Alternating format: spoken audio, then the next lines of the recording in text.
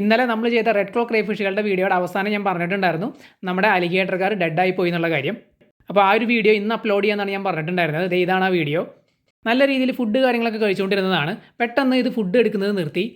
അപ്പോൾ നമ്മൾ കരുതിയത് എന്താണെന്ന് വെച്ച് കഴിഞ്ഞാൽ ഇപ്പോൾ തണുപ്പ് കാലമാണ്. തണുപ്പ് കാലത്ത് മെറ്റബോളിസം സ്ലോ ആയിരിക്കും, ഡൈജഷനൊക്കെ സ്ലോ ആയിരിക്കും. ഇവർ ഫുഡ് കഴിക്കുന്നത് പൊതുവെ കുറവാണ്.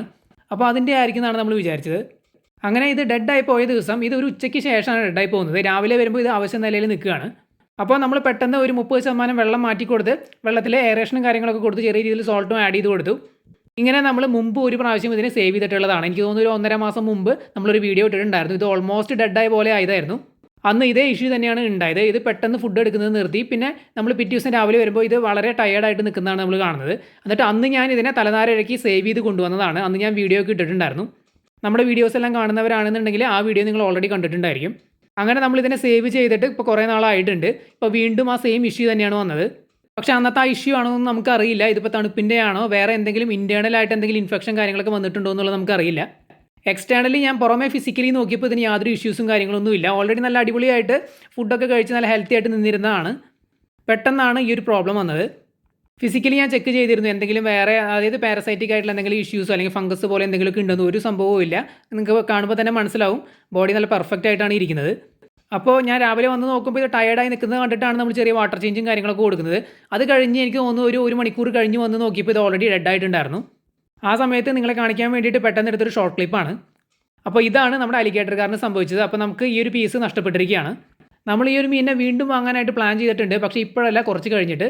നമ്മൾ സ്നേക്ക് ഹെഡിൻ്റെ കാര്യം പറഞ്ഞപ്പോൾ ഇത് പറഞ്ഞിട്ടുണ്ടായിരുന്നു. ഇനി നമ്മൾ സ്നേക്ക് ഹെഡ്, അലിഗേറ്റർക്കാർ അല്ലെങ്കിൽ മറ്റ് മോൺസ്റ്റർ ഫിഷുകളായിട്ടുള്ള അതായത് ഈ ഒരു ടോർപിഡോ ഷേപ്പിൽ നീണ്ടിരിക്കുന്ന ഷേപ്പിലുള്ള മീനുകൾ പ്രധാനമായിട്ടും അവർക്ക് ഈ ഒരു ചെറിയ സ്പേസ് ഒന്നും അത്ര സ്യൂട്ടബിൾ അല്ല. അപ്പോൾ നമ്മൾ കുറച്ച് വലിയ സ്പേസ് ഉള്ള ടാങ്ക് അതായത് ഔട്ട്ഡോർ ടാങ്കുകൾ സെറ്റ് ചെയ്തതിന് ശേഷം മാത്രമാണ് നമ്മൾ ഇതിനെ വാങ്ങാനായിട്ട് പ്ലാൻ ചെയ്തിട്ടുള്ളത്.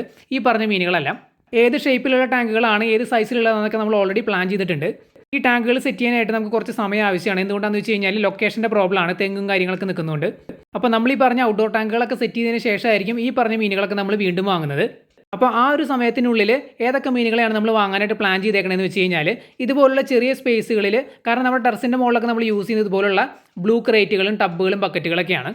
അപ്പോൾ അത്തരം സ്പേസുകളിൽ ഇട്ട് വളർത്താൻ പറ്റിയ മീനുകളായിരിക്കും നമ്മൾ കൂടുതലും ആ ഒരു സമയം വരെ നമ്മൾ വാങ്ങുന്നത്. അപ്പോൾ ആ ഒരു ലിസ്റ്റിൽ വരുന്ന മീനുകളാണ് ജയൻറ്റ് ഗൗരാമികൾ, അതുപോലെ തന്നെ ഓസ്കാറുകൾ. ജയൻറ്റ് ഗൗരാമികൾ എല്ലാ വെറൈറ്റികളും ഇപ്പോൾ നമ്മുടെ കയ്യിലുണ്ട്. ഇനി നമ്മൾ വാങ്ങാനായിട്ട് പോകുന്നത് ഓസ്കാറുകളെയാണ്. മെയിൻ ആയിട്ടുള്ള ഓസ്കാർ വെറൈറ്റികൾ നമ്മൾ വാങ്ങാനായിട്ട് പ്ലാൻ ചെയ്തിട്ടുണ്ട്. ടൈഗർ ഓസ്കാർ, അതുപോലെ തന്നെ ആൽബിനോ ഫയർ റെഡ്, പിന്നെ എംപറർ കോപ്പർ, ആ ഒരു വെറൈറ്റി ഒക്കെ കിട്ടുകയാണെന്നുണ്ടെങ്കിൽ നമ്മൾ വാങ്ങും. ചെറിയ സൈസാണ് നമ്മൾ വാങ്ങാനായിട്ട് പ്ലാൻ ചെയ്തിട്ടുള്ളത്, വലിയ സൈസല്ല. കഴിഞ്ഞ ആഴ്ച ഞാൻ അക്വേറിയം ഷോപ്പ് വിസിറ്റ് ചെയ്ത സമയത്ത് 2 വൈറ്റ് ഷാർക്കിനെ വാങ്ങിയിട്ടുണ്ടായിരുന്നു. അതായത് വൈറ്റ് ഇറിഡീസൻ ഷാർക്ക് കാറ്റ്ഫിഷ്, അതായത് നമ്മുടെ വൈറ്റ് കളറുള്ള ആസാം വാള. നമ്മുടെ ഏതെങ്കിലും ഔട്ട്ഡോർ ടാങ്കിൽ ഇടാമെന്ന് വിചാരിച്ചിട്ട് വാങ്ങിയതാണ്.